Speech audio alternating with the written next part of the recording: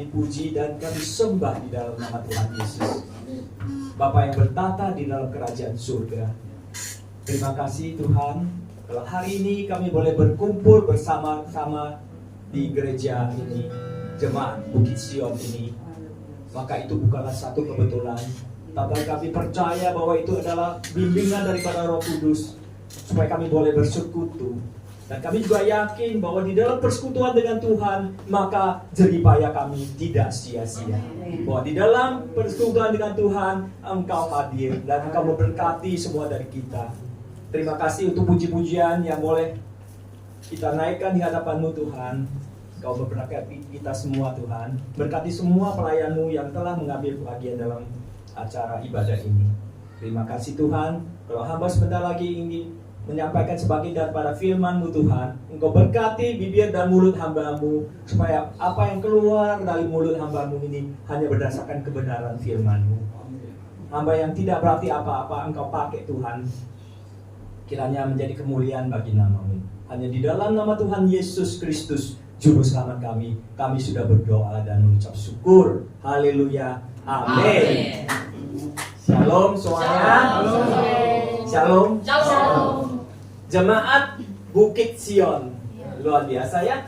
Saya ingin yel sedikit ya, biar kita mempunyai satu pandangan bersama yang mengatakan demikian. Jemaat Bukit Sion yang paling disayang Tuhan. Amen. Itu saya, itu kamu, itu kita semua. Sekali lagi boleh, jemaat Bukit Sion yang paling disayang Tuhan. Itu saya, itu kamu, itu semua.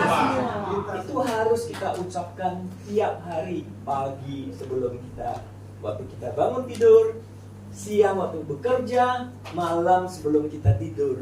Karena kita yakin bahwa Tuhan Yesus benar-benar sangat menyayangi kita. Amin. Yakin ya, karena kita nggak mau kalah yang dikatakan oleh Rasul Yohanes. Apa yang dikatakan tiap kali dia menulis Alkitab?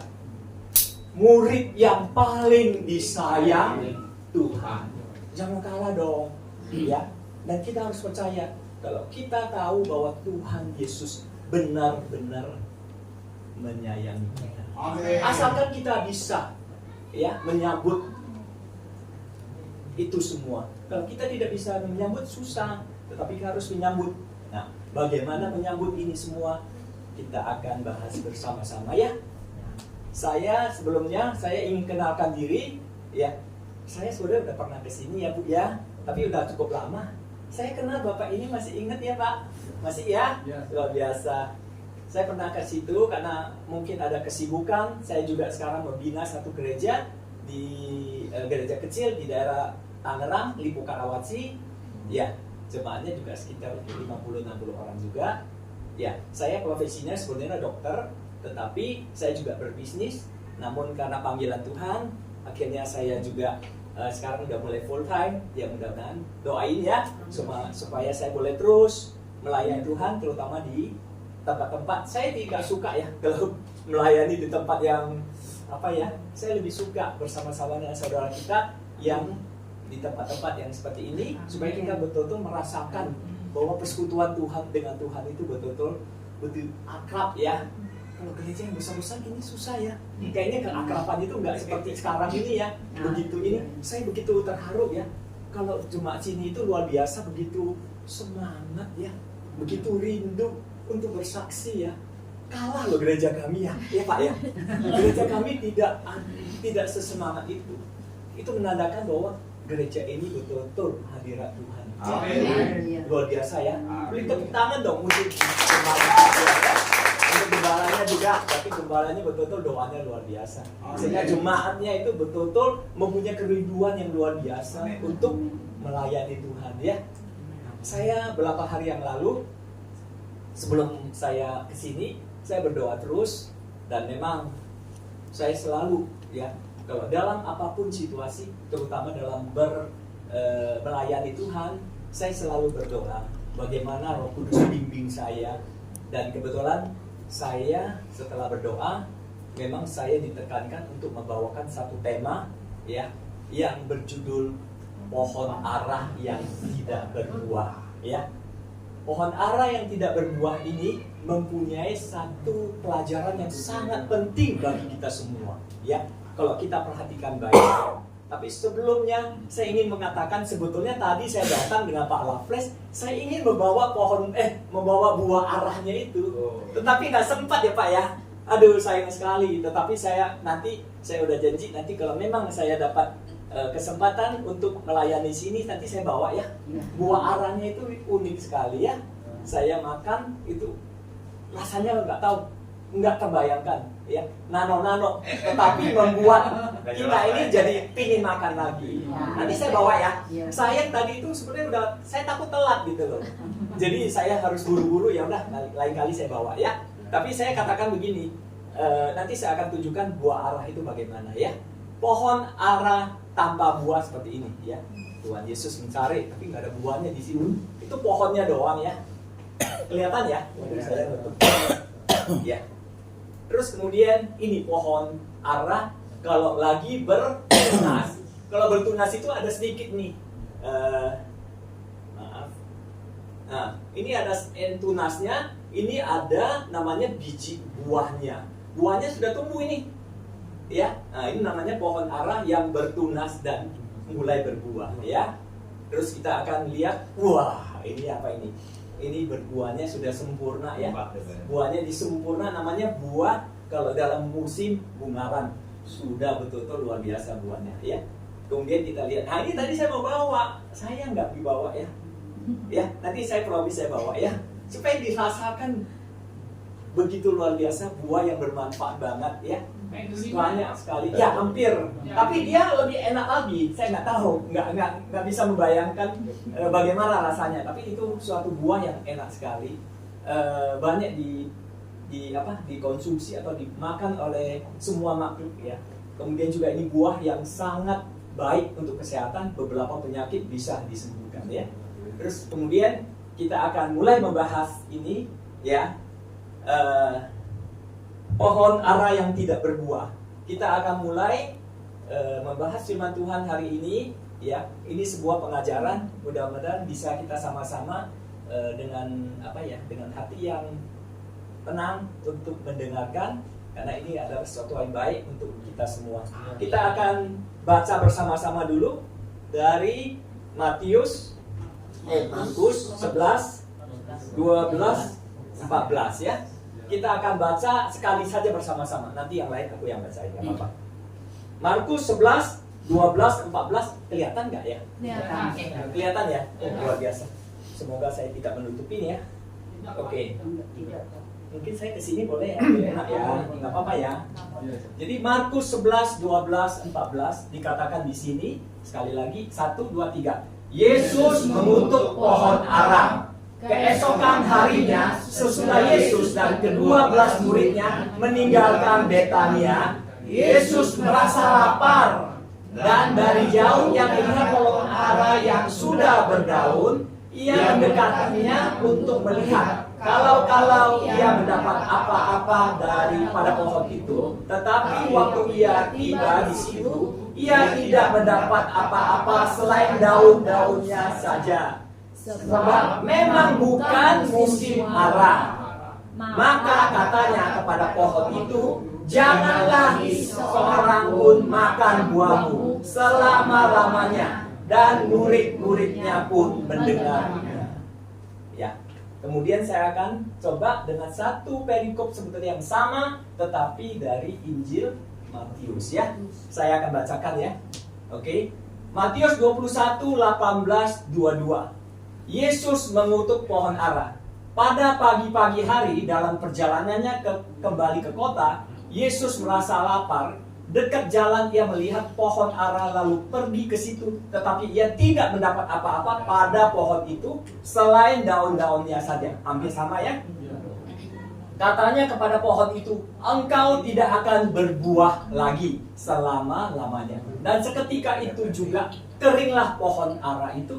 Melihat kejadian itu, tercenganglah murid-muridnya. Lalu berkata, bagaimana mungkin pohon ini sekonyong-konyong menjadi kering? Yesus menjawab ke mereka, aku berkata kepadamu, sesungguhnya jika kamu percaya dan tidak bimbang, kamu bukan saja akan dapat berbuat apa yang kuperbuat dengan pohon ara itu, ya, tetapi juga jikalau kamu berkata kepada gunung ini, beranjaklah dan tercampaklah ke dalam laut, hal ini akan terjadi.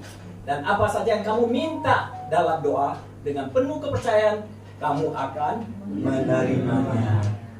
Jadi ini dua perikop ini sebetulnya membahas perikop yang sama, ya. Yesus mengutuk pohon ara. Nah, sekarang kita pelajarin, ya. Matius lebih menekankan di situ adalah otoritas. Tuhan punya otoritas, ya. Dia bisa melakukan apapun, ya, termasuk mengutuk pohon ara ini, ya. Kemudian di situ juga Matius ingin menekankan bahwa iman dan kepercayaan itu sangat penting di dalam kehidupan, ya. Tetapi kita ingin membahas, tidak ingin melanjutkan pembahasan dengan Matius, tetapi saya ingin lebih membahas dari segi Markus, karena Markus ini membahas lebih ke arah pelajaran yang mungkin lebih penting bagi kita, yaitu ada kata-kata yang mengatakan apa itu? Sebab memang bukan musim buah ara.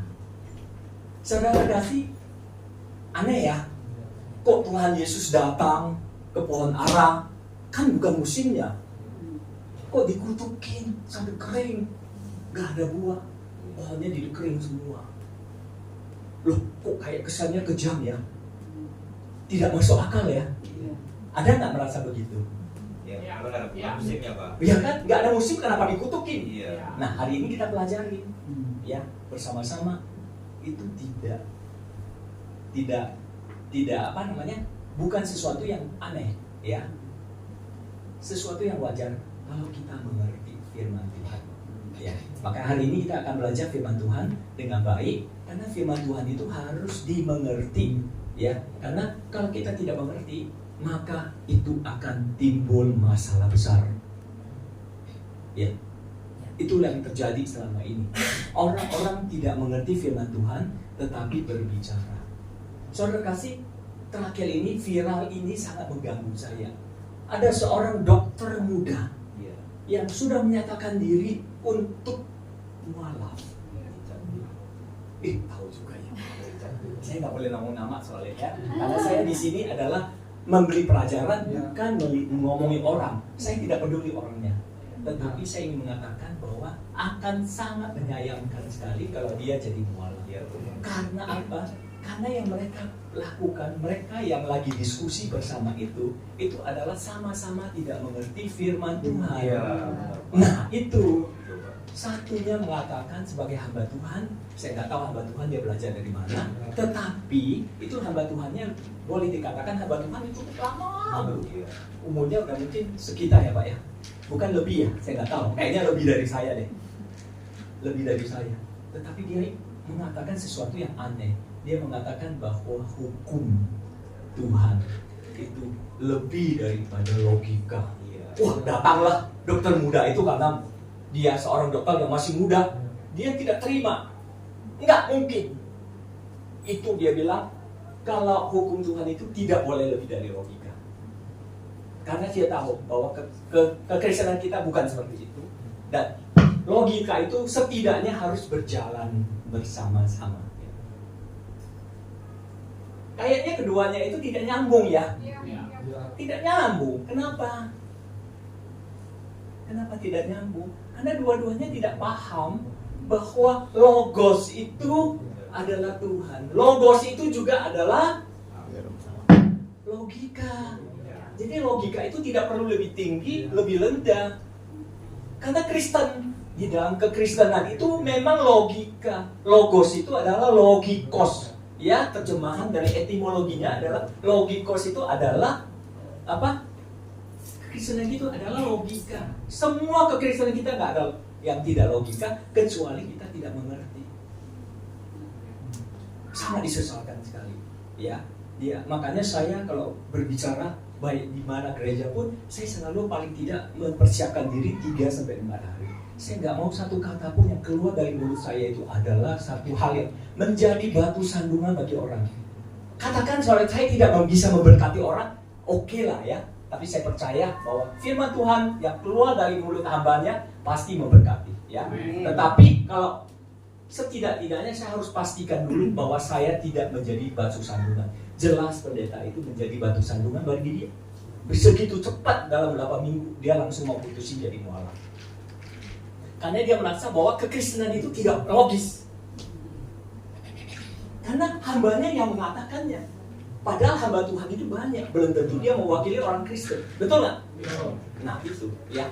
Saudara Haryati, bahwa hari ini kita harus belajar firman Tuhan. Ini lebih aneh lagi kalau tidak mengerti. Masa pohon ara begitu kok bisa dikutukin, kan dia tidak musim. Nah kita pelajarin ya. Ternyata pohon ara itu ya, kita kalau ada yang pernah ke Israel ya, pohon ara itu biasanya di musim panas itu sudah bertunas ya. Bertunas. Ini sudah ada tunas, ini sudah ada bijinya. Jadi yang ditemui oleh Tuhan Yesus di pohon itu sama sekali tidak ada tunasnya, tidak ada bijinya. Bakal buah. Nah, jadi kalau dia sudah bertunas berbiji, itu di bulan Juni sampai bulan September, dia sudah pasti berbuah. Tetapi kalau dia tidak ada ini, dia harus tunggu tahun depan lagi. Karena pasti Juni sama September, dia tidak akan berbuah. Ya jelas ya? Jadi tidak ada yang aneh. Dia mengutuki karena dia sama sekali tidak berbuah. Inilah yang penting bagi kekristenan kita. Ya, Tuhan sangat tidak berkenan kalau kita tidak berbuah. Sampai begitu drastis supaya kita tahu ya bahwa kekristenan kita tidak boleh tidak berbuah. Bahkan kalau dikatakan di Alkitab di firman Tuhan yang lain akan dibakar, begitu ya Pak ya? Akan dibakar, akan dikutukin. Saya juga takut. Ya. Nah, sekarang kita lihat ya kenapa dikatakan begini ya. Di dalam Matius 24:32. Tariklah pelajaran dari perumpamaan tentang pohon ara. Ya, apabila ranting-rantingnya melembut dan mulai bertunas, kamu tahu bahwa musim panas sudah dekat. Jadi artinya ranting-ranting melembut ya, dia sudah bertunas di sini. Kalau dia tidak bertunas, berarti dia tidak akan berbuah lagi. Ya, ini firman Tuhan ya. Jadi di sini jelas Tuhan Yesus melakukan ini ada dua alasan. Pertama adalah dia melakukan dengan wajar, tidak ada yang tidak wajar. Ya. Karena dia menemukan sesuatu yang tidak berbuah. Tuhan ingin kehidupan kita berbuah. Enggak berbuah harus nanti buat apa hidup kalau dia tidak berbuah? Ya kan? Kedua adalah bagaimana Tuhan Yesus ingin memberikan kita perumpamaan. Ya, perumpamaan di sini ya, ini jelaskan Tuhan perumpamaan Tuhan selalu mengajarkan kita selalu dalam 3 hal. Satu yang terpenting adalah Tuhan selalu mengajarkan kita melalui kebenaran firman-Nya. Alkitab itu adalah salah satu yang terutama di dalam kita untuk mengerti firman Tuhan. Itu adalah firman-firman Tuhan yang tertulis jelas di situ.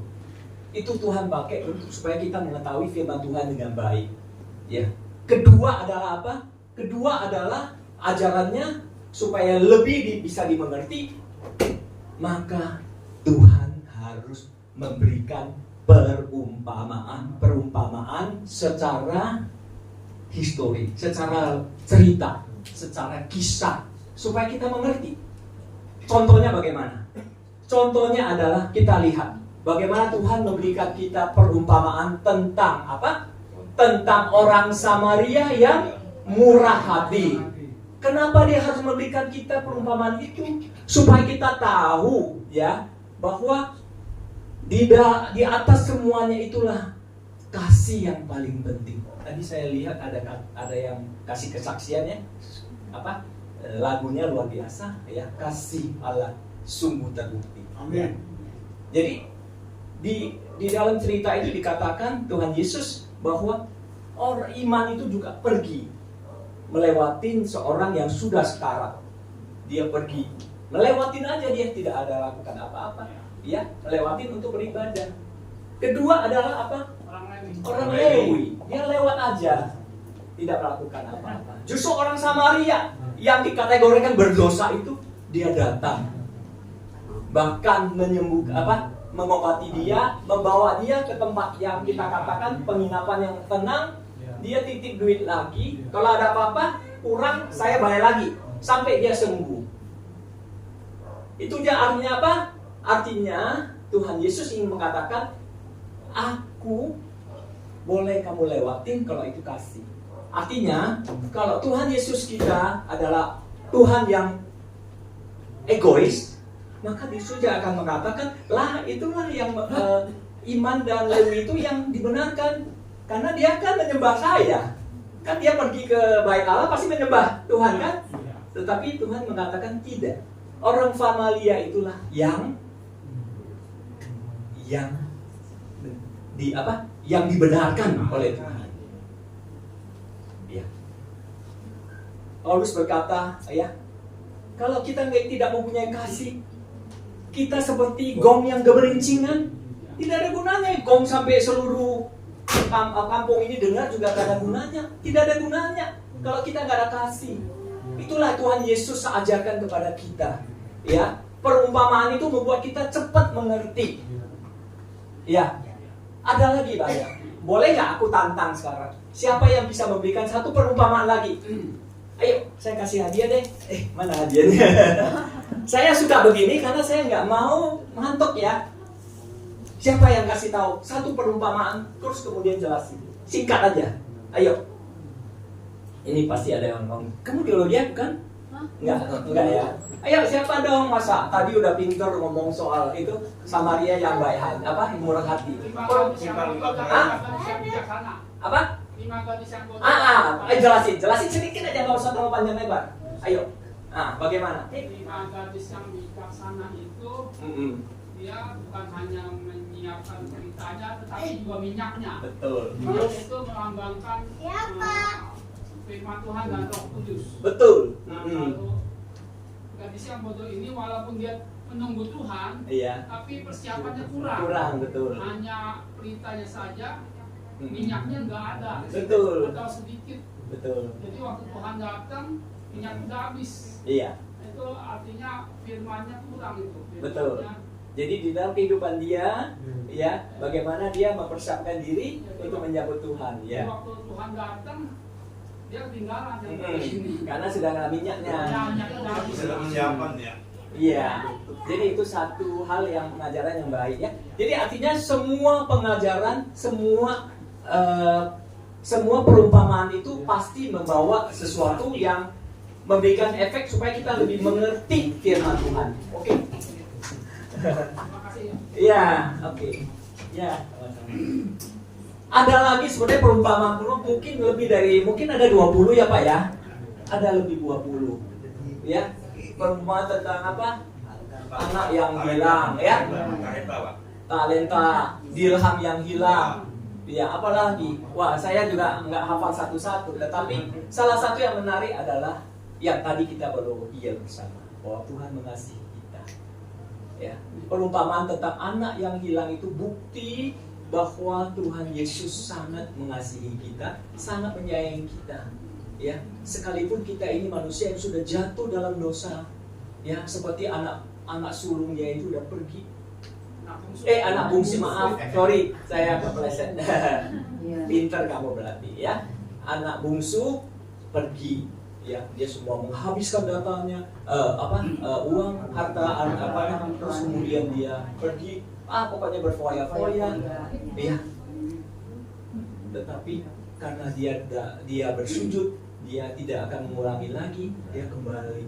Bapaknya sampai menyambut itu lari loh, menyongsong, ya.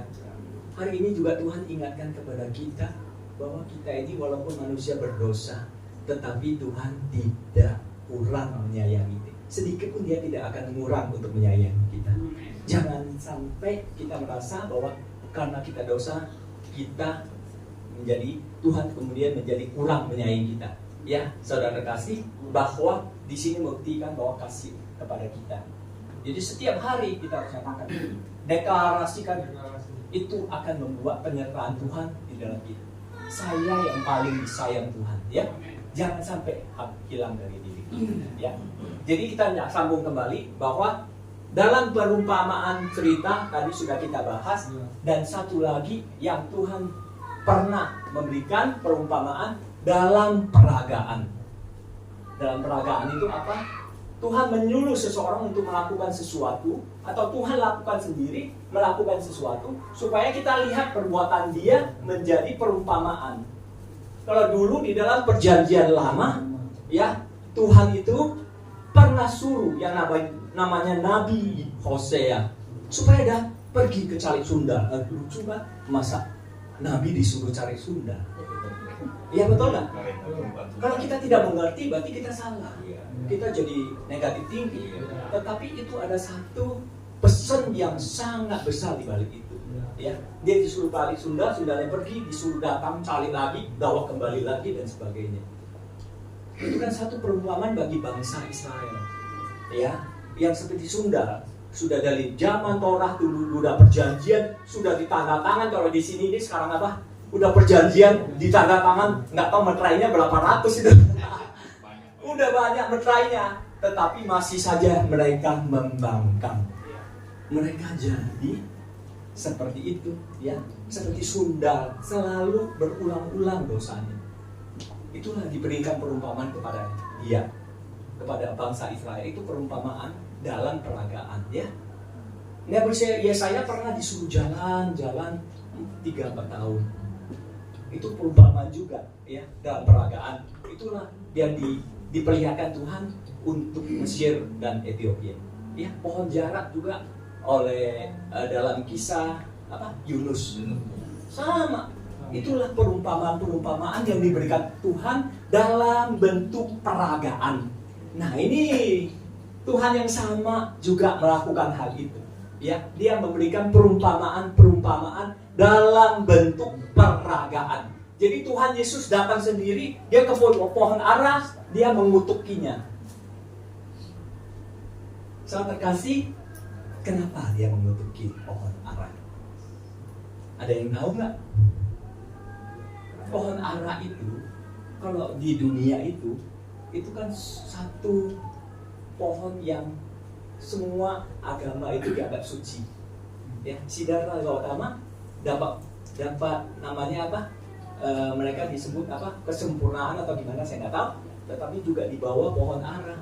Orang Hindu juga pohon dunia katanya. Orang Islam juga mengatakan itu pohon suci dan sebagainya. Ya. Tetapi di dalam kekristenan itu pohon, itu di dalam kekristenan itu dulu, ya, perjanjian lama itu bagi bangsa Israel itu adalah pohon kehidupan. Ya, pohon pengetahuan. Jadi oleh Adam dan Hawa, karena dia sudah dosa, jatuh dalam dosa, sudah membangkang, sudah tidak taat pada perintah Tuhan, pada Tuhan bilang jangan kamu sentuh itu. Apakah itu karena faktor makanan? Tidak. Tetapi itu adalah faktor kesetiaan. Jangan kamu tidak setia. Ya, semua boleh kamu makan kok. Jangan makan itu dong. Masa saya larang satu dari ribuan, kamu tetap mau makan itu? Berarti kan kamu membangkang sekali. Setelah dia dosa, jatuh dalam dosa itu, dia merasa malu, maka ditutuplah dia dengan daun-daun pohon ara. Malu dia dengan dosa-dosa dia. Demikian Israel, iya kan? Dia memang berdosa, tetapi dia nutupin dosa mereka. Dengan apa? Dengan dengan satu satu keagamaan, satu kayak penampilan keagamaan yang seolah-olah hebat, ya. Pakai ini seolah-olah ini. Itu kan sebetulnya hanya bluffing, ya. katakan di situ adalah daun-daun yang lebat. Daun-daun lebat itu kan penampilan. Tuhan perlu nggak daun lebat? Tidak usah. Dia perlu buahnya. Daun yang lebat itu istilahnya cuma krem-kreman aja. Variasinya ya, Pak. Nah, saudara terkasih, kalau kita mengerti, berarti di sini Tuhan ingin mengatakan bahwa Tuhan Yesus datang ke dunia.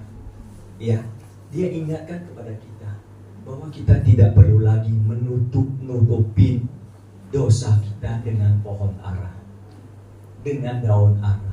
Tidak usah lagi. Karena apa? Karena Dia sudah ada. Asalkan kamu datang kepada Yesus, kamu sujud dan kamu katakan bahwa saya berdosa, saya buka semua dosa kamu. Maka Alkitab berkatakan, aku yang setia, Dia yang setia, benar ya? Dia yang setia dan Dia yang adil, Dia akan mengampuni dosa-dosa kita. Jangan seperti orang Israel. Kalau kita semuanya, saya yakin kita semua, saya juga orang berdosa. Ya, ada yang luput dari dosa. Tetapi ketika kita berdosa, kita datang kepada Yesus, kita minta dipulihkan, ya. Tentu kita jangan melakukan itu lagi, ya. Itulah yang Tuhan katakan, ya. Kamu tidak perlu lagi seperti daun ara itu. Saya kutuk aja, karena itu tidak berguna bagi kamu. Itu adalah satu perumpamaan, ya. Dihabisin, dikutukin sampai kering, karena dia tidak perlu lagi, karena sudah ada saya di sini yang akan menebus dosa kalian, yang akan memulihkan hidup kita. Jelas ya saudara ya. Jadi saya rasa itu terpenting. Kenapa? Waktu Adam dan Hawa tutupin pakai pohon ara, sama Tuhan diganti dengan kulit kata. Nah, iya. Jadi itulah sebagai perumpamaan yang Dia harus sampaikan kepada kita, ya, bahwa tidak perlu lagi untuk ditutup-tutupin dengan pohon ara. Iya, maka pohon ara itu juga dikutukin tidak perlu lagi. Itu memberikan satu perumpamaan, ya, bukan soal pohon ara, ya. Oke. Jadi kita akan pelajari bersama-sama. Ini Adam Hawa sudah, ya. Jadi pelajaran dari pohon ara yang dikutukin, ya. Sorry. Nah, sekarang saya mau nanya. Dari tadi kita akan bersinggung bahwa pohon ara tidak berbuah. Kenapa sih tidak berbuah? Jangan lihat itu ya. Kalau contek, lihat ini udah contek. Tapi kalian pikir dulu, kenapa pohon ara bisa tidak berbuah? Dia padahal kalau secara itu kan, kalau kita menanam sesuatu kita perlu namanya benih, ya. Benih kita tanami, benih benar. Benih itu apa? Benih itu apa? Benih itu iman kita. Iman kita itu adalah benih, ya. Benih yang ditanam. Benihnya bagus mungkin, saya tahu, saya ngerti, saya tahu Tuhan Yesus dan sebagainya, ya. Itu ditanam tumbuh besar, ya, rindang, bagus. Tetapi kenapa tidak berbuah? Coba kita lihat, saya juga punya tanaman dulu di belakang rumah, ya, tidak berbuah sama sekali. Tahun pertama masih ada 2 biji tuh nongol. Tapi tahun kedua, ketiga nggak ada lagi buah. Tapi daunnya rindang semuanya. Setelah saya selidiki dan saya konsultasi dengan beberapa teman, iya, karena you nggak taruhin pupuk yang tepat. Pupuk yang tepat itu nggak ada. Saya juga nggak ngerti karena saya bukan ahlinya pertanaman, nggak ada. Saya nggak ngerti. Tetapi setelah saya mengerti, iya ya, ternyata saya harus taruh pupuk. Dan pupuk itu juga harus pupuk yang benar. Pupuk dengan jenis tertentu. Baru bisa. Saya taruh pupuk. Selang setahun lagi, puji Tuhan, dia berbuah. Demikianlah juga pelajaran dari pohon ara yang tidak berbuah. Kenapa? Karena kalau kita tidak memberi pupuk yang benar. Pupuk itu apa sih dalam seri kali ini? Pupuk itu apa? Pupuk itu adalah kebenaran firman Tuhan. Nah, kenapa tidak berbuah seperti Israel? Karena mereka tidak mengerti firman Tuhan secara baik dan benar. Mereka tidak mengikuti, padahal dulu nubuatan banyak ya Bu ya. Nubuatan Nabi, kurang apa nabinya segitu banyak? memberikan nubuatan, ya, bahwa seorang anak akan lahir. Itu sudah jelas sekali kok nubuatannya. Mereka tidak mengerti firman Tuhan. Mereka dikuasai oleh kedagingan. Ya, bahkan Tuhan Yesus pada saat di dunia berpuluh-puluh kali, saya nggak tahu ya berapa kali ya Pak Raffles, mungkin lebih dari 10 kali. Mesias harus menderita, mati, kemudian bangkit. Bagi mereka itu hal ini sebetulnya satu hal yang lelucon. Mereka tidak mengerti kebodohan mereka. Tetapi itu justru kebenaran. Ya.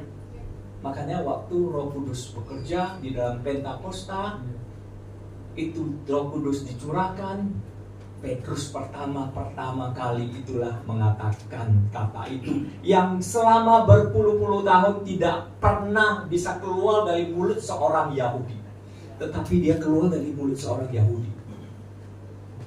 Petrus yang dulunya menyangkal Tuhan Yesus, yang yang sudah dijelaskan tapi tidak jelas, tapi pada saat Pentakosta dia mengatakan satu kata yang menggegerkan, bahwa itulah Tuhan Yesus yang dimaksud, seorang yang harus Mesias yang harus menderita. Secara logika tidak mungkin ya seorang Yahudi menerangkan itu, tetapi itulah Roh Kudus. Ketika Roh Kudus bekerja di dalam hati kita, dia sanggup merubah apapun. Manusia bisa saja tidak merubah apapun. Ya, saya tadi berbicara dengan ibu gembala. Ya, kita bisa di dalam dunia kita kedagingan, kita bisa mendapatkan masalah apapun sebesar apapun. Ya, tetapi Tuhan jauh lebih besar dari masalah ini. Saya pernah, perusahaan saya hampir bangkrut, Pak Raffles tahu. Saya sudah nggak tahu apa-apa. Bagaimana saya harus melakukannya? Tapi saya punya keyakinan di dalam iman bahwa masalah kita, saya lebih besar, Tuhan, kuasa Tuhan lebih besar dari masalah saya. Di dalam Roma 8:26 jelas dikatakan, kalau kita sudah tidak lagi bisa berdoa, tidak tahu lagi mulut saya kita harus ngomong apa, itulah Roh Kudus akan berdoa untuk kita. Ya, kita baca nanti di rumah ya, Roma 8:26. Ketika kita sudah tidak tahu berdoa apa, tidak tahu berbuat apapun lagi, maka kita serahkan semua ini kepada Kristus, ya, kepada Roh Kudus. Saya waktu kejadian itu, ya, semalaman saya hanya berdoa. Saya tidak tahu berbuat apa-apa, tetapi saya tahu bahwa Roh Kudus mampu merubah. Besoknya berturut-turut terus kabar baik sampai saya dipulihkan. Ada kemuliaan bagi Tuhan. Amin. Ya, bahwa Roh Kudus itu bekerja luar biasa. Amin. Kalau kita memang betul-betul punya masalah, satu-satunya tidak ada kita, backingan kita, boleh nggak saya sebutin ya? Backingan kita Roh Kudus. Amin. Ya, karena melalui Roh Kudus katakannya, aku akan mengirim penolong luar biasa ya. Di sini pinter semua. Aku akan mengirim penolong. Penolong itulah yang menolong kita. Dia yang akan berdoa untuk kita.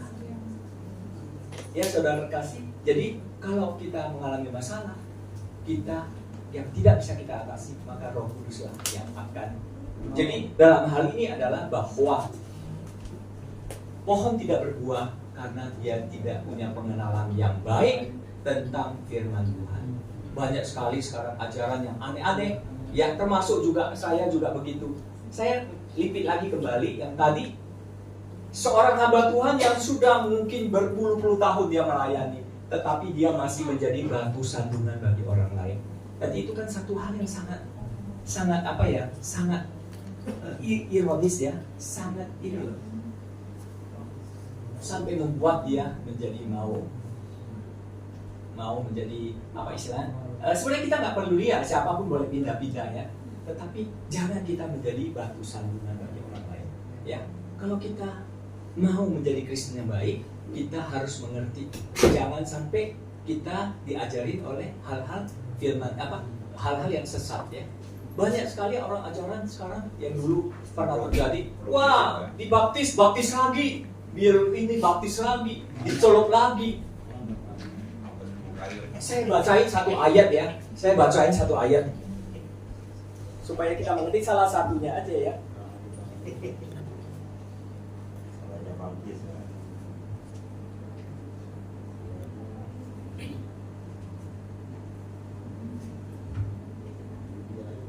Ya, di sini disebutin di dalam 1 Petrus 3:21 ya, bahwa juga kamu sekarang diselamatkan oleh kiasannya, yaitu baptisan. Maksudnya bukan untuk membersihkan kenajisan jasmani, melainkan untuk memohonkan hati nurani yang baik kepada Allah oleh kebangkitan Yesus Kristus. Baptisan itu adalah deklarasi iman, bukan hal mengenai bersih-bersih jasmani. Ya, ketika kita baptis, yang lebih penting adalah rohaninya. Kalau baptis itu sendiri adalah sakramen, tetapi kalau kita esensinya hanya di sakramen, maka kita akan salah total. Ya, makanya jangan sampai kalian dibodoh-bodohin. Wah, kalian dulu baptisnya gimana? Sekarang harus baptisnya gini. Tidak ada, tidak perlu diulang-ulang. Baptis cukup sekali. Dalam nama Allah Bapa, Allah Anak, dan Roh Kudus. Sudah cukup. Saya satu hal ya, saya punya waktunya. Sebentar lagi boleh, nggak apa-apa ya. Saya begitu gregetan ketika beberapa waktu yang lalu saya sempat berdebat seseorang yang mungkin dia itu mengerti Alkitab setengah-setengah. Ketika saya mengajarin dia tentang bahasa roh yang benar, saya sudah jabarkan semua. Bahasa roh itu adalah anugerah, karunia yang diberikan oleh Tuhan kepada kita. Ya, anugerah diberikan oleh Tuhan itu ada petunjuknya jelas di Alkitab. Dari Perjanjian Lama juga sudah ada bahasa roh. Ya, tidak dapat dipungkiri, tetapi kita harus mengerti secara benar, ya. Kemudian saya sudah memberikan dia penjelasan lanjutan yang paling jelas menjelaskan bahasa roh adalah Rasul Paulus.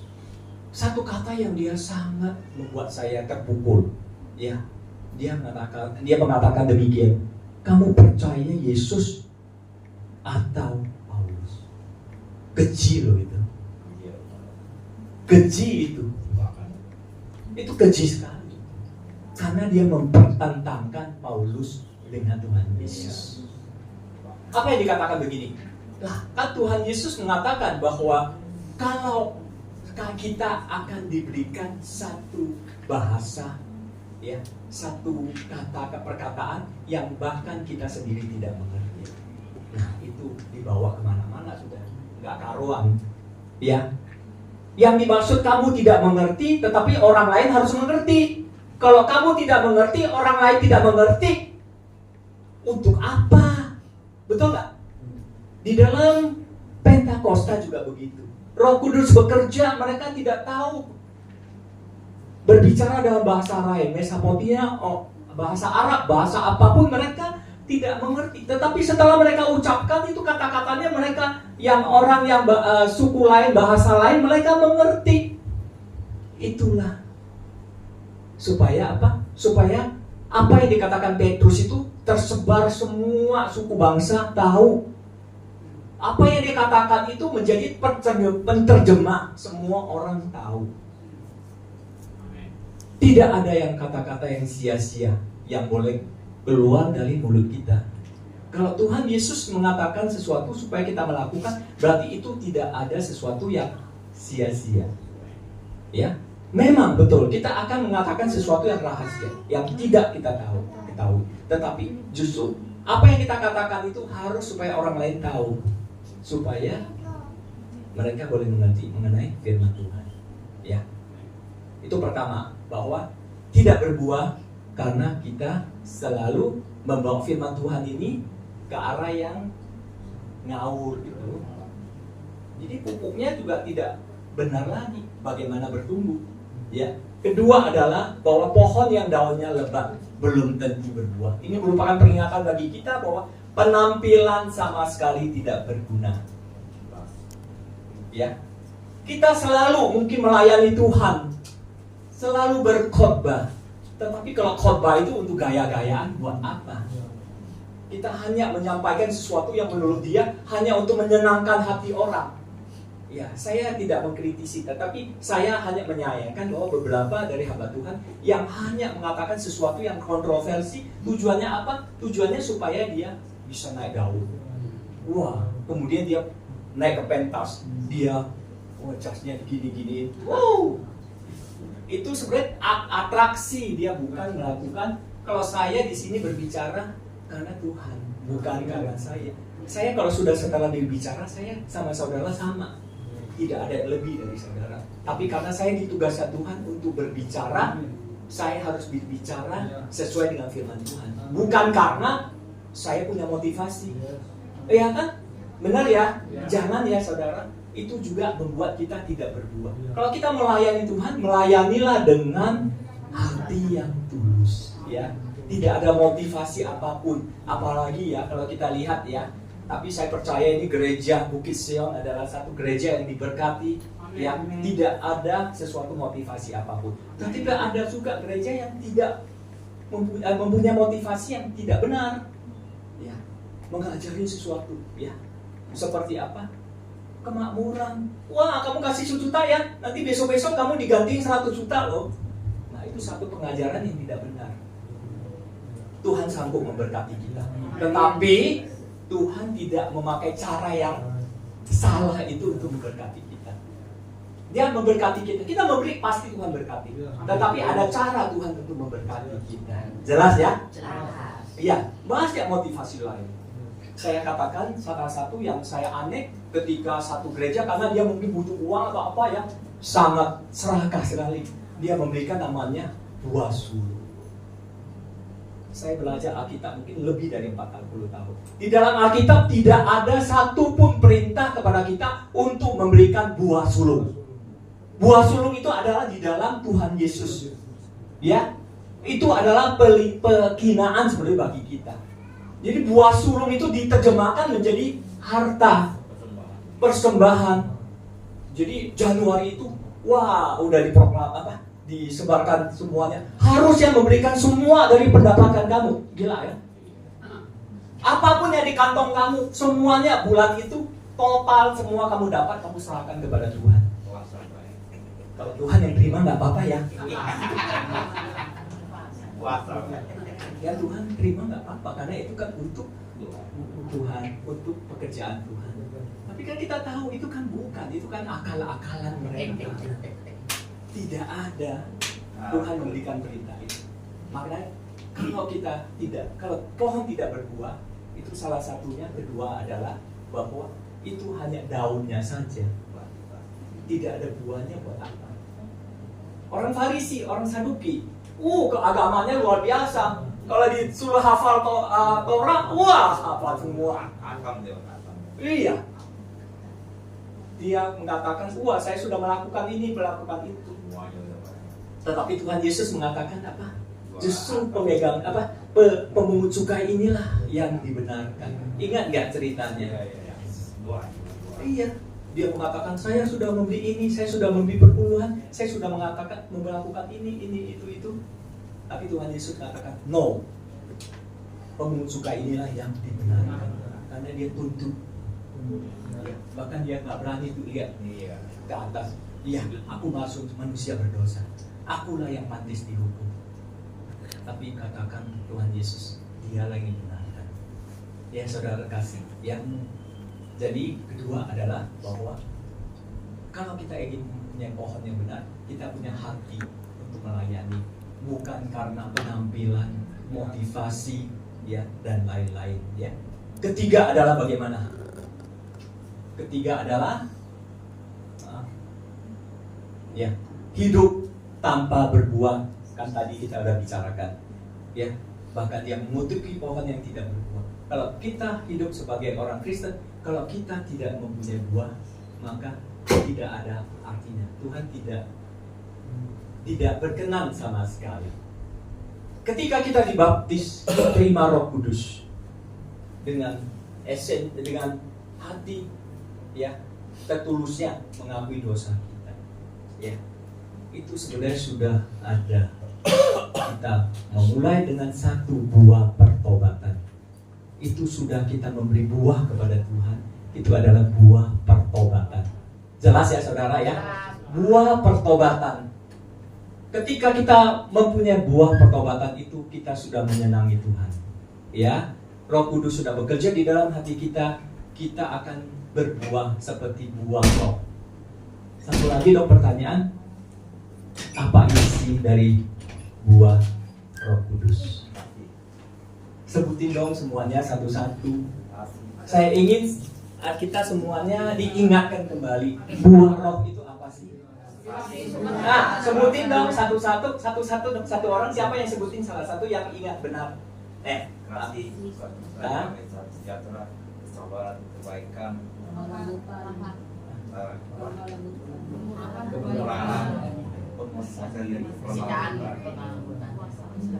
terakhir penguasaan diri. Betul. 9 hal ini yang perlu ya. Kalau kita Roh Kudus sudah berada di dalam kehidupan kita, maka kita harus punya buah roh. Saya menutup sharing firman Tuhan hari ini, maaf. Menutup sharing firman Tuhan, saya ingin memberikan satu kisah sedikit tentang kesaksian hidup saya ya. Begini, saya ini memang sudah ya, mungkin sudah ikut Tuhan sudah lama. Tetapi ketika saat saya memutuskan untuk berbisnis ya, saya melakukan karena kedagingan saya. Saya melakukan bisnis dengan motivasi kedagingan. Apa itu motivasi kedagingan? Saya ingin untung sebesar-besarnya. Itu kan motivasi kedagingan. Tahu nggak saudara? Saya 1 tahun lebih gagal di dalam bisnis. Gagal saya. Tidak bisa membuat apa-apa. Karena kalau saya membeli barang, saya ingin barangnya semurah mungkin. Bahkan kalau boleh kamu jangan untung ya. Entar kalau untung wajib tak lo. Lain kali gua nggak beli lagi. Nah itu. Saya kalau cari angkutan semurah-murahnya. Kalau orang kasih sewa 10, saya cuma mau 5 rupiah. Enggak mau, pergilah. Jual, sewa apapun. Ya, semua stakeholder saya press. Kemudian jualnya saya tinggi-tinggiin. Wah, supaya dapat profit bisa berkali-kali lipat. Saya gagal total. Kita kalau di dalam dunia kita harus belajar di dalam firman Tuhan. Karena di dalam kehidupan di dunia ini kita banyak belajar dari firman Tuhan supaya kita bisa sukses juga di dunia ya. Saya kemudian berdoa, ternyata saya selama ini melakukan bisnis dengan kedagingan saya. Gagal total. Roh Kudus ingatkan saya mengenai buah roh yang baru kita sebutin. Kasih ya. Kita harus bisa berbuah bagi orang lain. Akhirnya saya ganti semuanya. Saya pelajarin, harusnya saya bayar berapa supaya dia juga dapat untung. Betul nggak? Angkutan juga begitu. Dia kan perlu beli mobil, betul nggak? Harus bayar aset, harus bayar pembelian mobil. Mungkin dia harus kredit, bayar bunga lagi. Dia harus punya untung. Kalau enggak, bagaimana? Mungkin di 3 kali dia angkut barang kita, dia sudah jual mobilnya karena nggak bisa lagi bertahan. Ya, apalagi banyak stakeholder kita, karyawan kita sendiri juga begitu. Jangan pelit-pelit, ya. Saya juga karyawan saya, Pak Lafres boleh ya sebagai saksi ya. Bagaimana kita juga memberkati karyawan kita sendiri, memberkati supplier kita, memberkati semua stakeholder kita, juga menjual dengan harga yang pantas. Mau nggak saudara, kalau kemarin beli barang dari saya 2.000, tiba-tiba orang lain nawarin ini cuma 1.500. Mau lagi nggak beli sama saya? Enggak ya, saudara ya? Enggak kan? Enggak mungkin beli ya? Yuk untung sekali, boleh. Tapi untungnya besoknya nggak ada yang lagi mau beli sama kamu. Jelas ya? Itu satu prinsip yang paling gampang yang harus kita pelajari. Bahwa di dalam kehidupan kita, kalau kita mau sukses di dunia ini, kita harus bisa berbuah. Berbuah bagi siapapun, ya. Apalagi merupakan satu stakeholder dalam proses usaha kita, ya. Karyawan kita, terus siapa lagi? Transportir kita yang bawa, kan nggak mungkin barangnya tiba-tiba bergerak sendiri, nggak mungkin ya. Ada kapal yang membawa, ada truk yang membawain, ya, ada asuransi di situ, apalagi, ya, ada supplier, ada pabrik yang memproduksi sesuatu untuk kita supaya kita bisa assembling dan sebagainya. Itu semua kita harus berkati. Kalau mereka sudah diberkati, kita akan juga mendapat berkat itu. Betul ya? Amin. Kalau kita sudah diberkati, mana mungkin kita tidak? Kalau mereka sudah diberkati, kita pasti sudah diberkati juga. Dan itu akan lebih awet daripada kita cuma sekali, orang lain lagi tidak mau berbisnis. Kalau kita memberkati semua orang, kita bisa menjadi buah bagi orang lain, memberikan buah bagi orang lain, maka bisnis kita akan long term. Ya, satu kali buat apa? Sebanyak apapun percuma, itu habis kamu pakai. Lain kali kamu udah nganggur gimana? Kamu pakai habis uangnya. Tetapi kalau itu bisa konsisten, ya, konsisten profit, konsisten growth, itu yang penting, ya. Itu konsisten dalam menghasilkan. Itu Tuhan memberkati kita juga dalam kehidupan kita, juga konsisten Dia memberkati kita. Saya dulu waktu kecil, ya, saya ngaku dosa aja. Dulu saya orang pelit, ya, dikit-dikit saya hitung. Saya pikir pelit bisa jadi kaya. Ternyata tidak. Saya salah. Saya makin pelit makin susah, ya. Makin pelit makin gak ada uang. Karena Tuhan tidak memberkati kita. Saya alami ini bertahun-tahun ini, lebih dari 10 tahun lebih, ya, hampir 20 tahun lah. Saya merubah sikap saya, ya. Saya memberkati orang. Dengan memberkati orang, memberkati apapun yang bisa kita berbagi. Tentu saya sebagai manusia kan ada terbatas, ya. Saya tidak mungkin memberkati banyak orang. Ya, secukupnya yang saya bisa berkati, karena saya punya penghasilan juga terbatas, ya. Kecuali uang saya tidak ada seri. Ya. Tetapi semasih saya punya, saya memberkati orang. Saya membuktikan ketika saya tambah memberkati orang, bukan uang saya berkurang, tetapi berkat saya bertambah. Amin. Saya alami ini. Saudara harus percaya, karena umur saya jauh lebih dari saudara sekalian. Jadi kalau saudara memberkati orang, ya, maka Tuhan tidak kurang memberkati kita. Amin. Ya. Saudara kekasih, jangan bosan-bosan untuk berbuat. Jangan bosan-bosan untuk memberkati orang. Ya. Karena Tuhan sangat sayang sekali dengan kita. Cuma kita yang nggak tahu aja loh. Ya kan? Yohanes selalu mengingatkan, aku murid yang paling disayangi oleh Tuhan. Itu harus di dalam benak kita. Tiap menit, tiap jam, tiap menit, tiap detik. Kalau kita punya prinsip itu, hidup kita akan tenang, kita akan diberkati Tuhan, dan penyertaan Tuhan akan sempurna di dalam kehidupan kita. Kita lihat Roma 8:28, boleh ada yang bacain? Bisa langsung? Kita tahu sekarang. Tolong dibacain. Nah, siapa yang lebih cepat saya kasih? Ayo. Roma 8 ayat 28, Iya. kita tahu sekarang bahwa Allah turut bekerja dalam segala sesuatu untuk mendatangkan kebaikan bagi mereka yang mengasihi Dia, yaitu bagi mereka yang terpanggil sesuai dengan rencana. Amin, ya. Jadi kita tahu bahwa Allah turut bekerja untuk mendatangkan kebaikan. Jadi kalau Dia mendatangkan kebaikan, kalau Dia tidak sayang kita, nggak mungkin mendatangkan kebaikan bagi orang yang mengasihi Dia. Ya. Jadi mulai hari ini, mari kita ubah visi kita ke depannya, bahwa kita harus terus menjadi berkat bagi orang lain. Kalau kita bisa menjadi berkat bagi orang lain, maka Tuhan akan memberkati kita. Sebuah lagu yang mungkin semuanya sudah tahu, kita akan iklankan dengan lagu ini, bahwa hidup kita adalah sementara. Hidup ini adalah kesempatan.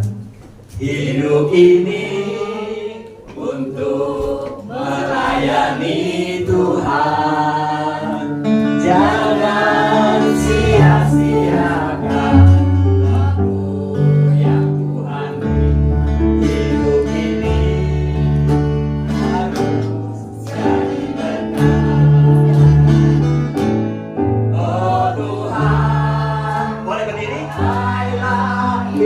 hidupku.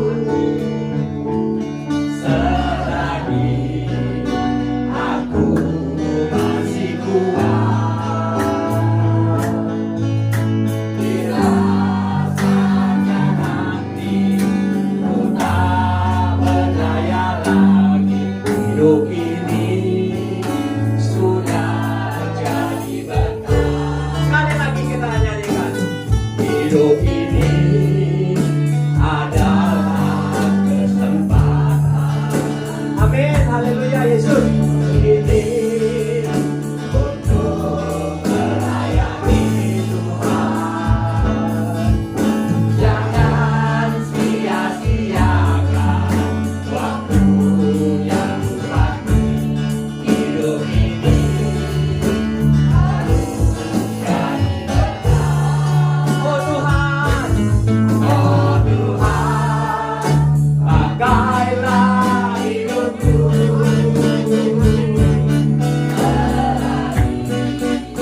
Aku masih kuat. Bila saatnya nanti ku tak berdaya lagi. Hidup ini sudah jadi berkah. Saya ingin jemaat menyanyi. Saya ingin tantang saudara dengan mendengarkan firman ini. Ada yang tergerak hati untuk melayani, memberkati orang lebih sungguh lagi. Tolong dong ke depan, yuk kita doain. Ya, ada yang mempunyai keinginan untuk lebih lagi melayani Tuhan. Tolong dong, yuk kita ke depan. Saya dan Ibu Gembala akan mendoakan, ya, untuk membekali saudara untuk kedepannya supaya pelayanan kamu bisa lebih baik lagi ke depan. Tidak apa-apa, ke sini kita berdoakan bersama-sama ya, sambil kita nyanyikan bersama-sama. Hidup ini adalah kesempatan. Ayo, siapa yang mau di depan?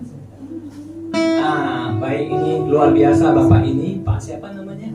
Pak Henry. Pak Loveless boleh bantu Pak? Iya, luar biasa Pak. Pak Henry, Pak Anda, oh Anda ya. Pak Henry, Pak Anda, Pak Amin ya. Pak Amin, Pak Henry, Pak Anda, Pak Amin. Ini bertiga ini betul-betul bersepakat ya untuk dengan sisa waktu yang ada melayani Tuhan lebih sungguh, melayani Tuhan lebih lagi. Saya percaya kalau iklan ini Tuhan dengar, Tuhan akan memberikan engkau perlengkapan supaya engkau lebih kuat lagi untuk melayani Tuhan. Di dalam dunia ini memang banyak tantangan, tetapi kalau kita sudah bertekad untuk melayani lebih, maka pekerjaan Tuhan membawa kebaikannya akan lebih lagi supaya engkau dikuatkan. Saya mau serahkan ini gembala saya juga, ya, mau doakan supaya mereka boleh diperkuat, boleh ke depannya lebih lagi melayani, lebih lagi menjadi berkat. Baik, Pak. Ya, Pak Henry ya. Pak Henry ya. Ya. Ayo, mari kita datang kepada Tuhan. Saya datang padamu Tuhan, bersyukur untuk apa yang sudah Tuhan mau buat malam hari ini. Firman-Mu sudah berlalu Tuhan. Firman ini tidak ada gunanya sama sekali kalau kami tidak meresponnya ya. Amin. Dan pada malam hari ini ada 3 hamba-Mu yang merespon bagian firman Tuhan ini. Pak Henry ada di depan kami Tuhan, berdiri di hadapan Tuhan dan umat-Mu. Dia seorang penginjil yang luar biasa. Tuhan, saya mohon anugerah Tuhan bagi hamba-Mu ini. Karunia-karunia yang dibutuhkan di dalam pelayanannya ya Tuhan. Ketika dia melayani Tuhan, penginjil yang agung itu yaitu Roh Kudus yang memisahkan manusia akan dosa, memakai dia ya Tuhan. Karena dia hanya alat-Mu saja yang Tuhan pakai. Dia hanya ingin menyampaikan bagiannya. Sementara bagian Tuhan adalah membuat orang-orang itu bertobat. Itulah sebabnya urapi dengan urapan yang luar biasa Bapak ini. Berikan kuasa wibawa, hikmat yang daripada Tuhan, sehingga ketika dia menyampaikan kebenaran firman Tuhan, banyak orang dikuatkan, banyak orang mengenal Tuhan, banyak orang yang dipulihkan Tuhan. Amin. dia dengan kuasa darah Kristus. Apapun yang menjadi pergumulannya pada saat ini saya terbatas, tapi Engkau yang paling tahu pergumulannya Bapa dalam surga. Kesehatannya Tuhan, dalam nama Yesus kami berdoa, berikan kesehatan yang baik, ekonominya, keluarganya, hubungan istri, anak, semuanya kami serahkan ke dalam tangan Tuhan. Di dalam nama Yesus, pakai kehidupannya sebagai surat yang terbuka, yang dapat dibaca oleh semua orang, dan melalui kehidupannya banyak orang mengenal Yesus sebagai Tuhan dan Juru Selamat. Terima kasih Bapa dalam surga, jauh-jauh dari apa yang hamba doakan, Engkau lakukan itu bagi kehidupan hamba-Mu ini. Terpuji-puji nama-Mu. Berikut kami datang berdoa untuk Pak Anda. Bapak, kami bersyukur kepadamu untuk Pak Anda yang begitu semangat menyampaikan kesaksian bahwa kasih Allah sungguh terbukti, dan hari ini lagi dia membuktikan bahwa kasih Allah sungguh terbukti bagi kehidupannya Tuhan. Kasih Allah bukan saja teori, kasih Allah itu sesuatu yang tidak pernah berubah, namun mampu mengubah bahkan seperti Saulus menjadi Paulus, seorang teroris yang akhirnya menjadi misionaris. Sebabnya saya berdoa ya Tuhan, perubahan ajaib juga Kau kerjakan bagi hamba Anda Tuhan Yesus. Apapun yang menjadi masalahnya, apapun yang menjadi pergumulannya, Kau yang paling tahu dalam proses. Dengan kesehatan, dengan keluarga, dengan ekonomi, usaha, bisnis, bahkan hubungan suami istri, bahkan orang tua anak, bahkan menantu berdua, kami serahkan semua ke dalam tangan Tuhan. Terjadi pemulihan bagi hamba-Mu ini. Kalau dia pada malam hari ini maju Tuhan dengan satu kerinduan, menjadi orang yang diberkati dan menjadi berkat. Bukan saja diberkati, tetapi harus menjadi berkat. Terima kasih Bapa dalam surga. Pakai Pak Anda dengan segala keterbatasannya, tapi juga dengan segala kemampuannya Bapa dalam surga, supaya hamba-Mu ini lagi boleh mengalami kuasa kasih Allah yang telah terbukti. Terpuji-puji nama-Mu, kekal kuasa-Mu. Haleluya. Saya berdoa akhirnya untuk Pak Amin. Bapa dalam surga, Engkau yang paling tahu bagaimana kerinduan Pak Amin untuk diberkati Tuhan, tapi juga harus menjadi berkat bagi banyak orang. Engkau yang tahu pergumulannya, jauh dari hamba-Mu mengetahuinya. Tapi seperti firman-Mu pada malam hari ini Tuhan, Allah kami jauh lebih besar dari setiap pergumulan masalah yang ada dalam kehidupan kami. Dan biarlah itu sungguh menguatkan hamba-Mu ini, kalau dia maju ingin menjadi berkat